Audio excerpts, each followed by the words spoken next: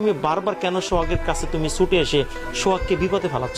মানে ভালোবাসলে তো আর এখানে মানুষই দেখে না যে কার কি আছে না আছে, এগুলো দেখলে তো মানে সম্পদকে ভালোবাসা হলো, তাকে ভালোবাসা হলো না।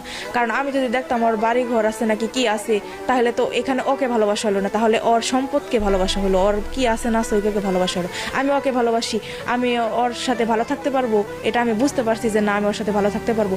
আর ওর সাথে আমার শারীরিক সম্পর্ক হয়ে গেছে, সব কিছু হয়ে গেছে, আমার বাচ্চাও হয়েছিল, বাচ্চা কনসিভ করছে, ওটা নষ্ট করে দিছে, এইসব ভাবতাছি, এইসব বিষয়। এখন আমি অন্য কোনো পুরুষের যদি বিয়ে করতে যাই, ওই পুরুষকে ঠকানো হবে, তাহলে কেন আমি এই কাজটা করবো?